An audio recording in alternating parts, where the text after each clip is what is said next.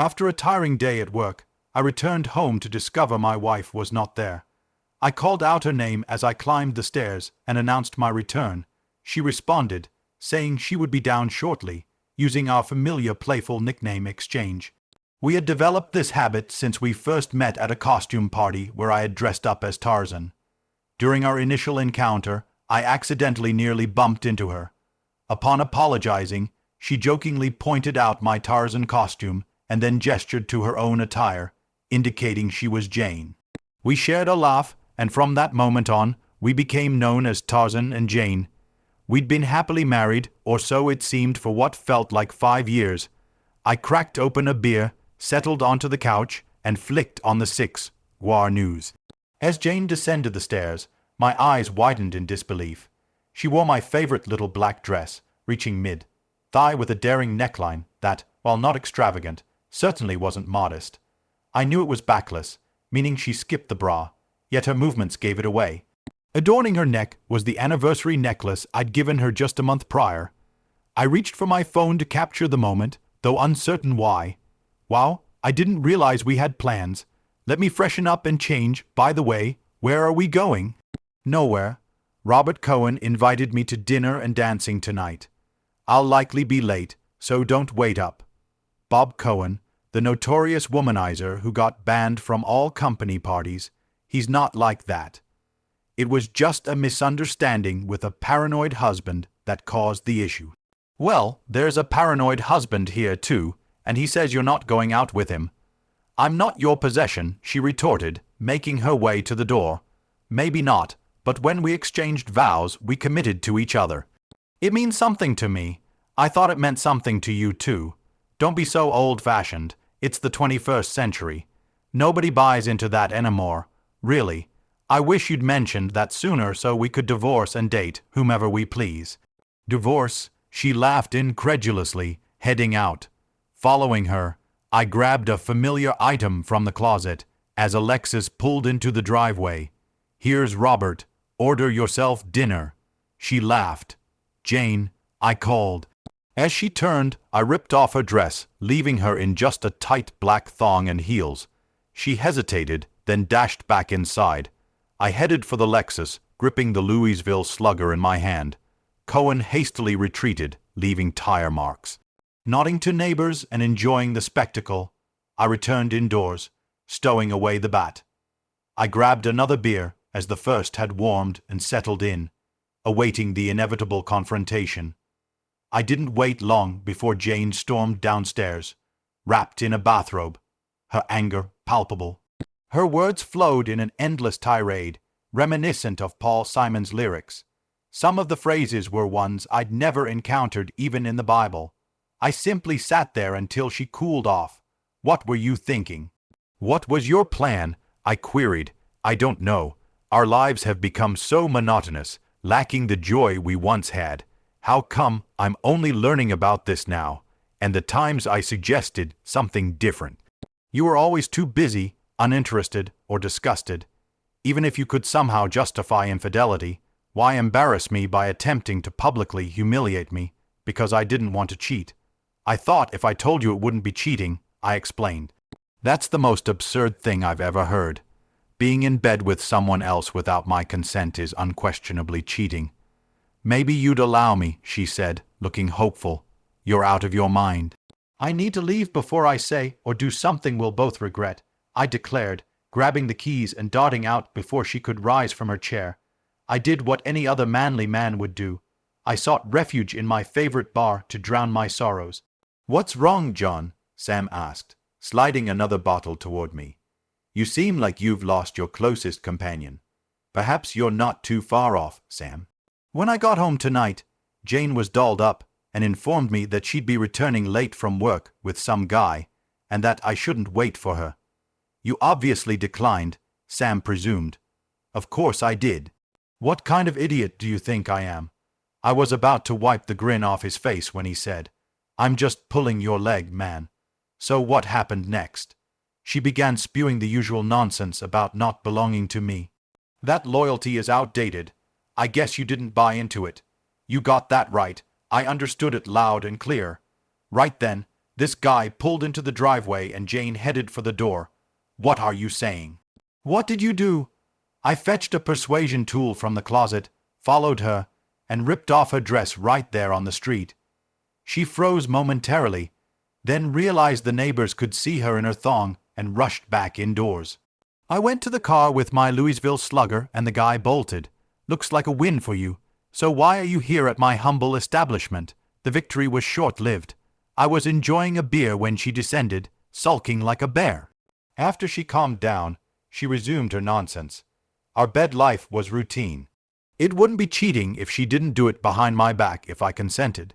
Sam was left speechless. That's when I knew I had to leave, and here I am. Sam opened a couple more cold bottles. We toasted and drank. I had one more before deciding. It was best to stop before risking any mishaps. "Good night and good luck, John." "Thanks, Sam. I think I'm going to need it." Upon arriving home, I found Jane already in bed. After completing my evening routines, I slipped on my pajama bottoms and settled into bed with my back to her. Drifting off to sleep, I thought I heard her quiet sobs, but I brushed them aside. Downstairs the next morning, Jane was already busy preparing breakfast. The meal was silent until we finished cleaning up, and Jane broached the topic again. "John, why can't you understand that times have changed?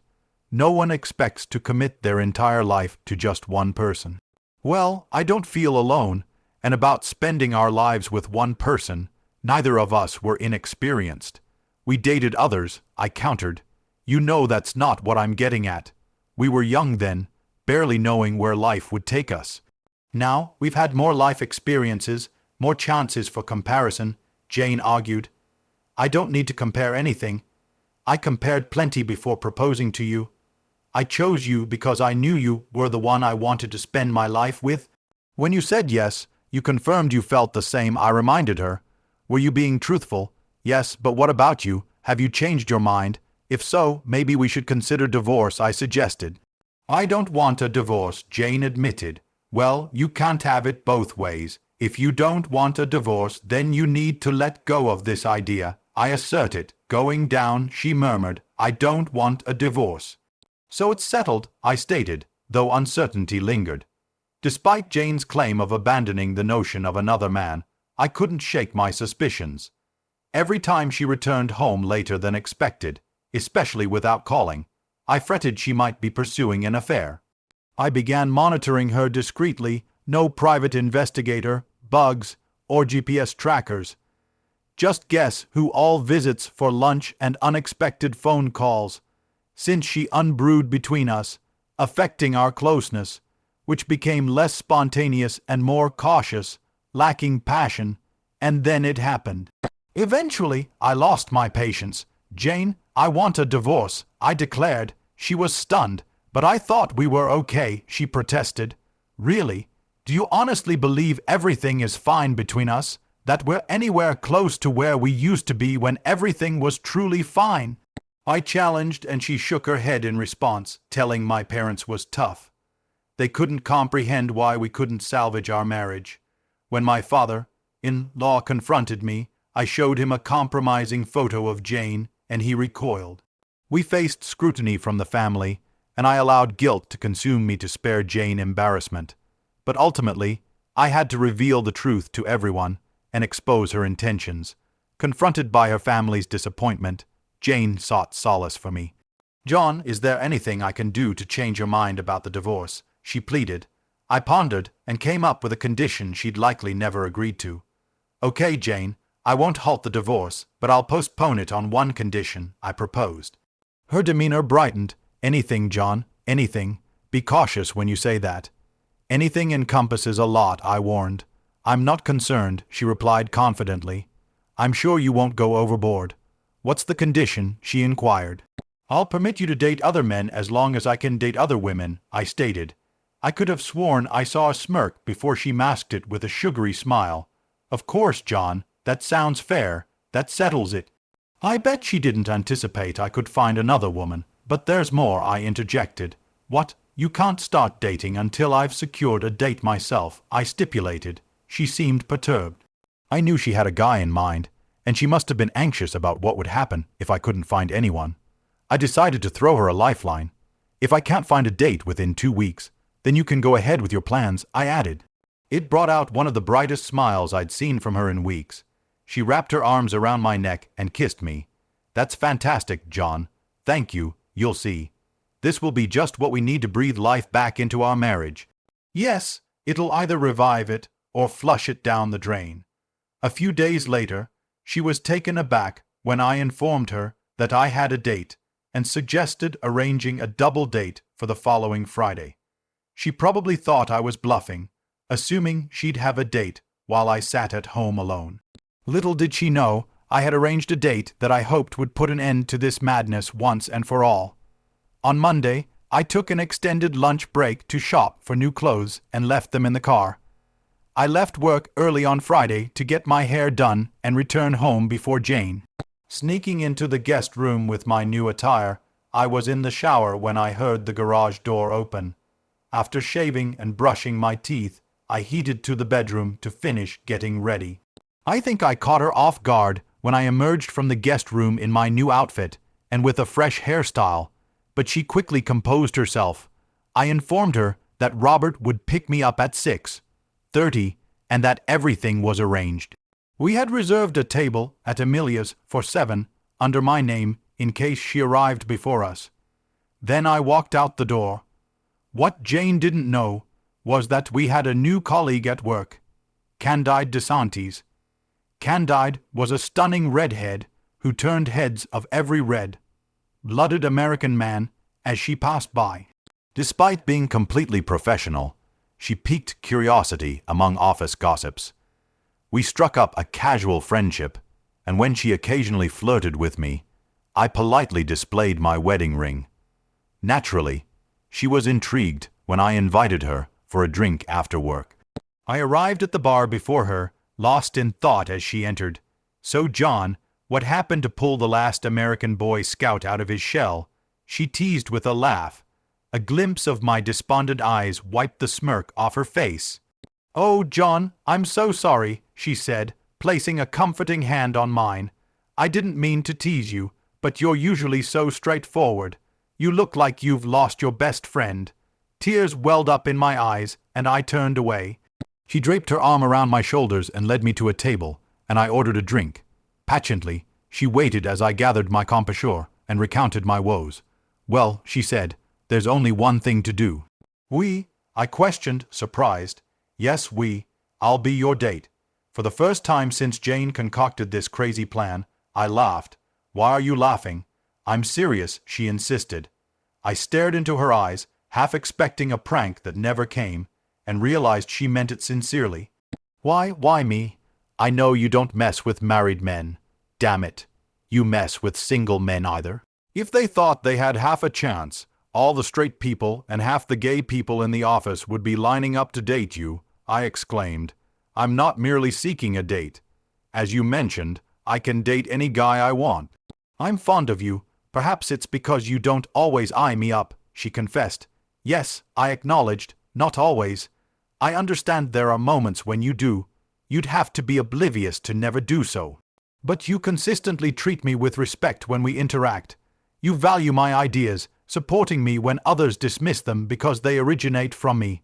Furthermore, I genuinely like you, and I'm upset about how disrespectfully your wife treats you. So are we going on a date or not? I may have been born at night, but not last night. You're in, right?" she pressed.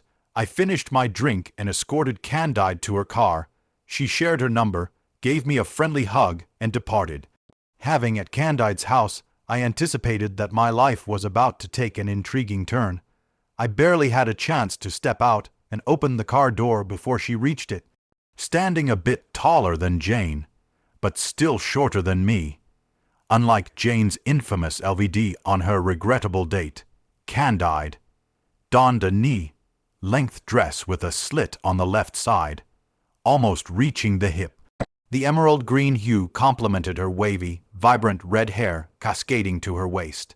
Sporting more cleavage than I'd ever seen Jane flaunt, Candide nearly stumbled as I assisted her into the car. Taking the driver's seat, I was greeted by a creamy white thigh before she adjusted her dress, flashing me a wide grin. She teased that we would have plenty of time for that later, calling me cowboy. I had to compose myself before driving off, feeling a bit uneasy from her hearty laughter. As if I wasn't already feeling bashful enough, she began stroking my thigh, reigniting my arousal. Thankfully, we arrived at the restaurant before things escalated too far, and I regained my composure. Upon entering the restaurant, Jane and Robert were already seated. While I had encountered Robert several times before, his presence that evening left no greater impression on me than prior encounters. Jane, however, was visibly taken aback, her temper flaring hotter than I'd ever witnessed. Since Robert remained seated, I refrained from extending my hand, merely nodding at Jane before assisting Candide to her seat. Jane appeared astonished that I had orchestrated such a splendid date. I sensed she was about to make a snide comment, but thought better of it. Meanwhile, Robert couldn't tear his gaze away from Candide's cleavage, prompting Jane to nudge him sharply in the ribs to redirect his attention. Though I anticipated an awkward dinner after a hesitant start, to an outside observer, we appeared like any other two couples, oblivious to the fact that we were husband and wife dining with different partners. After dinner, we headed to the club for drinks and dancing. Most paced songs posed no issue, but during the slow dances, when Candide nestled close, Jane's glare could have pierced steel. Jane began to grind against Robert, as if intent on making love right there on the dance floor. While her behavior typically would have embarrassed her, she seemed lost in her own world. When Robert's hand ventured under her dress, stroking her chest, I felt embarrassed on her behalf and escorted Candide back to our table. We watched Jane and Robert's spectacle unfold until the manager intervened, patting them on the shoulder. Though I couldn't hear their conversation, they were evidently asked to leave. Jane rushed back to the table in tears, grabbed her coat, and swiftly exited the club with Robert close behind. "Well, you certainly know how to show a girl a good time," Candide giggled. All I could do was laugh, and we returned to the dance floor. When we were ready to leave, I approached the manager. I apologized for our companion's behavior, I stated. "Don't worry about it. No complaints here, sir," the manager replied. "It was my wife, or soon-to-be ex-wife, who seemed a bit jealous of my date," I explained. The manager appeared slightly puzzled, then glanced at Candide. "I see, sir," he said with a smile. "Feel free to visit any time," he added. Resuming his duties, I escorted Candide to her apartment and walked her to the door. As I leaned down for a friendly good-night kiss, she surprised me by pulling me closer for a passionate kiss. "Would you like to come in for a nightcap or something else?" she inquired. For some reason, it seemed she had more than just a drink in mind. But who was I to object? The notion of a nightcap was quickly forgotten once the door closed behind us. As she pushed me onto the couch and straddled my lap, the slit in her dress widened, offering a teasing glimpse of lace underwear. She unbuttoned her dress, letting it fall to her waist, revealing firm chest and pert mamilla. Without hesitation, I kissed one while fondling the other. My arousal heightened, evident from her movements atop my lap. Eventually she knelt before me, unbuttoning my trousers. When my member emerged, she tantalizingly licked its underside and tip, before taking it into her mouth. Her movements were deliberate, slow, leaving me unsure of how long I could hold out. She picking up pace, she brought us both to the height of passion. Thankfully, having already climaxed once, I managed to hold on until Candide reached another peak of pleasure. Before ejaculating, I shifted next to her, and she nestled beside me, resting her head on my shoulder. Lying there, I had a nervous thought. Candide, in my excitement, I forgot about protection. It's okay, I'm on birth control pills." Luckily, she soon climaxed, easing the tension. I breathed deeply. I couldn't say how long we made love, but it felt like mere moments before we reached mutual climax. Drifting into sleep, I pondered where Jane got the notion that our bed life was dull. But if my time with Candide was any indication, it wasn't because of me. I stayed the night at Candide's, waking to her gentle touch on my body. We showered separately, and while she finished, I made breakfast. Wow, she said, a great lover and a cook. I aim to please, I joked as we sat down. I really like you. Last night was the best I've ever had. But I need to address issues in my marriage, and even if we divorce, I'm unsure when I'll be ready for another relationship. Don't worry, John, I was just teasing. I like you too. And if things work out, I can see us in a relationship. But you're right, you need to sort things out with your wife first. We finished eating, chatting about nothing, until I decided to go home and assess our marriage. I walked in to find Jane at the kitchen table, holding a coffee cup. Her eyes rimmed. So how was your night with Robert? Oh, John, it was awful. All I could think about was you and Candide. She's so attractive and beautiful. I know I'll never measure up. If you hadn't started this, you wouldn't have to worry about competition, I pointed out. Unable to meet my gaze, she nodded in agreement. You probably wouldn't feel so sorry if it were just you and Robert, and I was left alone at home. Tears filled her eyes as she nodded again. I just don't know what to do. What if me wants to leave you and start fresh? I see the woman I married, not an evil person, but someone confused. And I hope there's a way back for us, I said, hope shining through her tears. I'm going to change and go out for a bit. While I'm gone, you should move to the guest room. We'll talk more later. Please don't make me move, John. How can we reconcile if we're apart? I need you now more than ever. You don't understand what's happening. It's not certain we'll be together again. Maybe you should have thought about how much you needed me before this, I said, before heading upstairs. Jane was sitting at the table when I went downstairs and headed for the door. John, she said, and I turned around. I love you. I simply nodded and departed from the house. I realized it might seem aloof, but I needed her to grasp the fragility of our marriage. Down by the Charles River, I strolled along the shoreline, observing rowers in their boats and sailboats gliding on the water. Seated on a bench, I encountered several families with young children, which saddened me as I pondered if I'd ever have kids with Jane. I don't know how long I lingered there, but as the sun set, a chill set in. Drawing a deep breath, I rose and trudged back home. Jane remained seated where I left her, looking at me with hope, but I simply shook my head sadly, retreated to my room, and locked the door. Fully clothed, I lay on the bed, covering my eyes with my hand. I couldn't say how long I remained there before hearing a soft knock on the door and a whisper. John, I remained silent, and after a second attempt, I heard her footsteps resetting to the guest room. After ensuring she retired for the night, I took a quick shower and fell into a fitful sleep.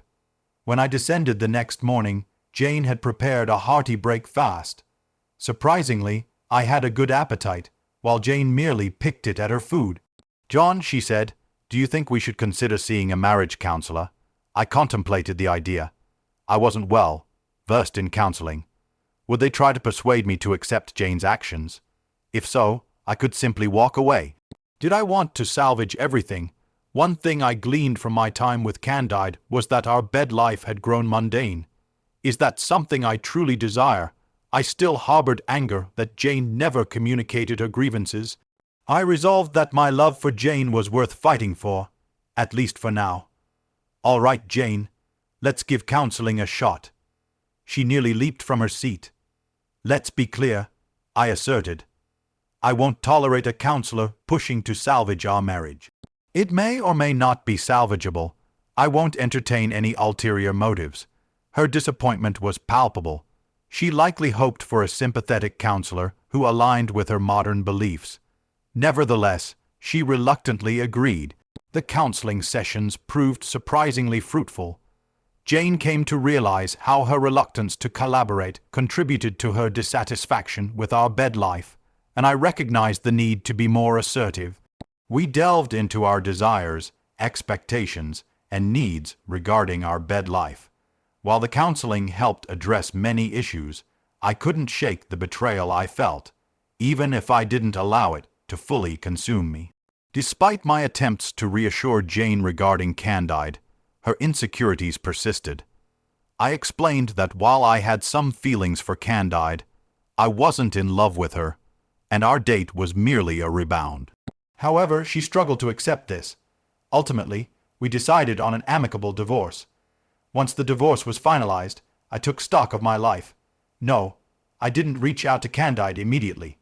Instead, I reserved a room at a coastal bed and breakfast in Maine.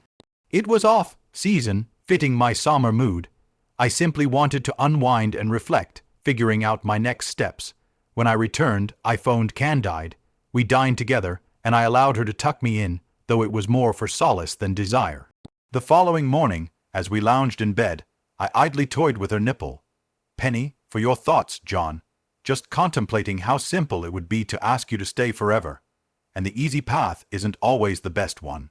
"Indeed, we share a genuine connection," she grinned mischievously. "Don't let your mind wander. I'm not just referring to our time in bed. I genuinely care for you, and I know I could easily fall in love with you. But I'm unsure if it's fair to either of us. My divorce is still fresh, and I fear rushing into something on the rebound. Perhaps it's best if we take things slow and see where they lead. I won't ask you to wait for me to figure things out." "I'd argue with you, but I fear you're right," she conceded. "Though I'm hopeful for us, it's wise to proceed with caution." Later, we rose from bed, used the restroom, showered separately, and shared a quiet breakfast. I'd hate the temptation to throw caution to the wind and forsake other potential partners. I remained resolute. After tidying up, she escorted me to the door, and we embraced, tears welling in our eyes. "I suppose this is goodbye," she murmured. "No, I disagree. How about we meet for dinner, say, 2 weeks from this Friday, just to check in?" "All right," she agreed, planting a kiss on my cheek before ushering me out. The click of the door closing felt like the clang of a prison gate, and I couldn't shake the feeling that I might have made a grave error. The rest of the week was plagued by doubt and second-guessing. Come Friday, I decided to join my friends for dinner and drinks.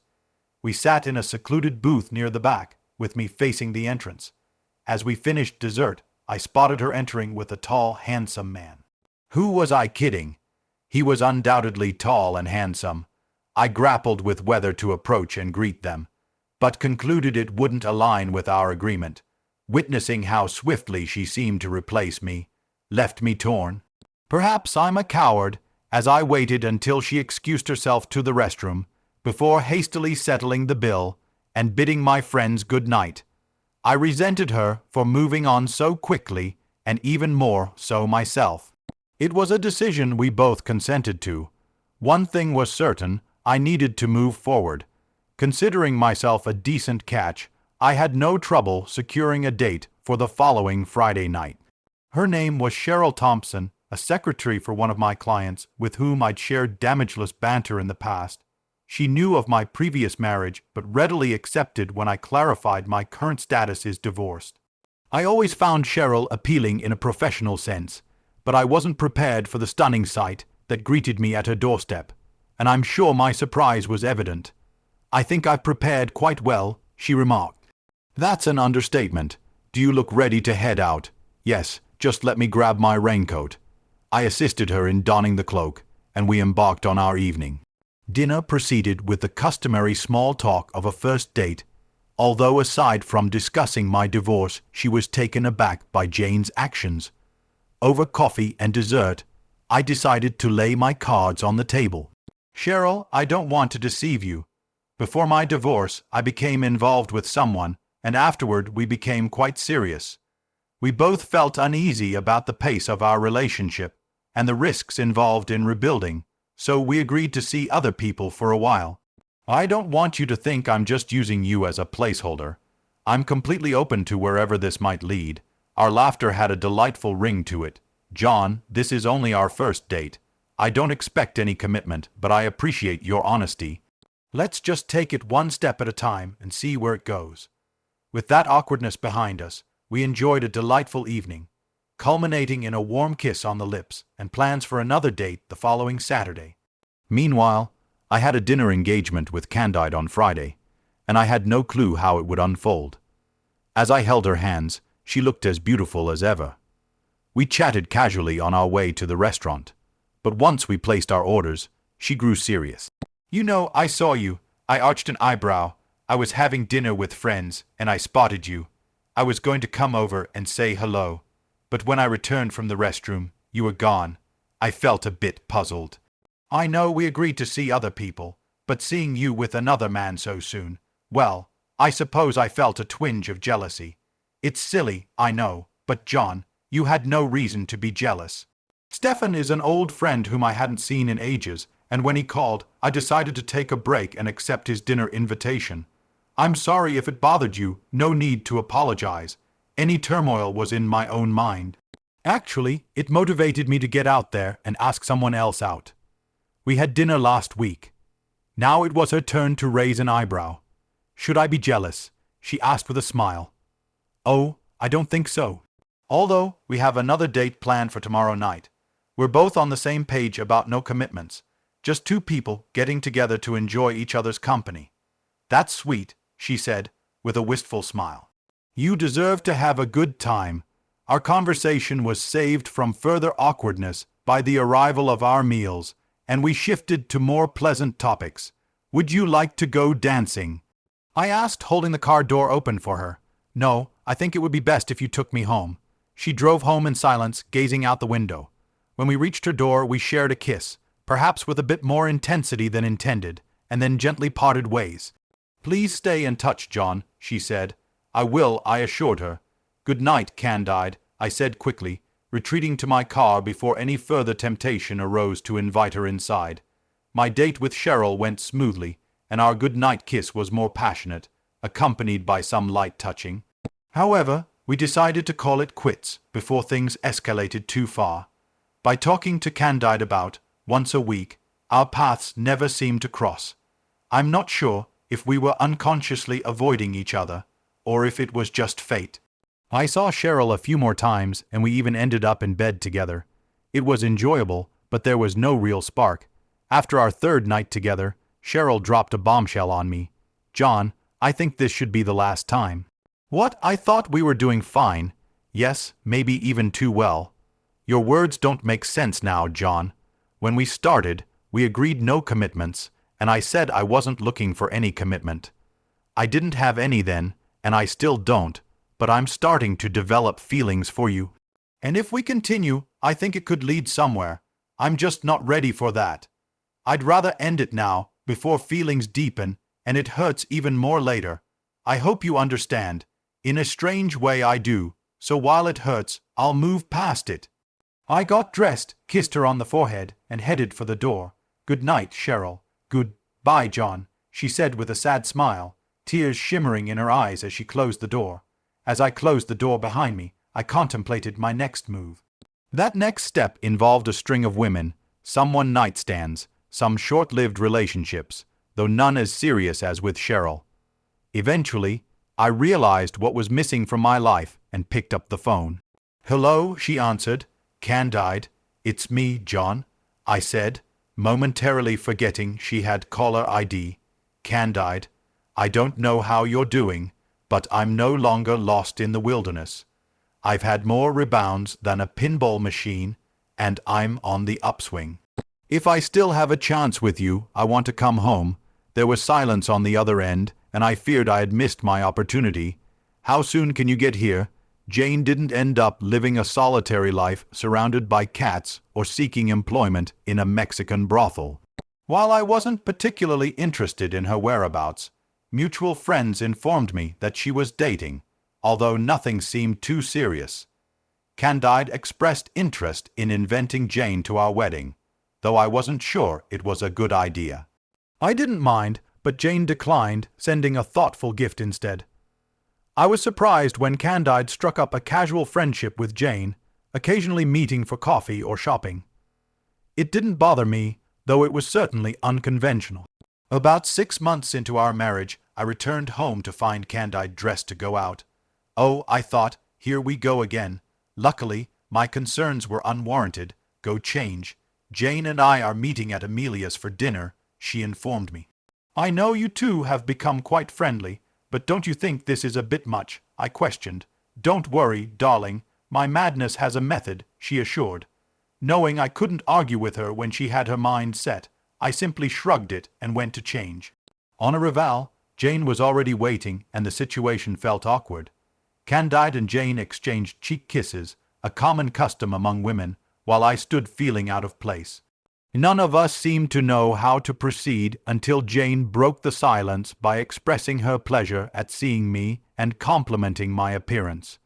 I reciprocated the compliment, and thankfully, we were soon escorted to our table, sparing us further discomfort. Candide briefly conversed with the host, leaving me puzzled upon her return. I asked what was going on, and she reassured me that there was nothing to worry about, though every husband knows that silence from his wife often signals trouble. Nevertheless, I played along, hoping for the best. Candide's plan became clear as she invited Stefan to join us, seating him beside me opposite Jane. While I was relieved that my worst fears were unfounded, the evening still had disaster potential. Thankfully, Jane and Stefan hit it off. Conversation flowed smoothly, and we appeared to be four old friends by the end of dinner. Too soon, it was time to leave. Candide and I left, as Jane and Stefan opted to continue their evening at the restaurant bar. Although Candide was smug, I couldn't bring myself to be upset. However, it may not last. They clearly hit it off, and I made amends by pampering Candide with essential massage and providing her with 3 pleasures before a gentle kiss. We maintained polite but distant relationships with Jane and Stefan, seldom interacting as couples but often in group settings. It seems they have a stable relationship now, and Jane no longer seeks to revive ours. We wish them all the best, and Candide and I couldn't be happier, despite the baby's nightly kicks waking her up.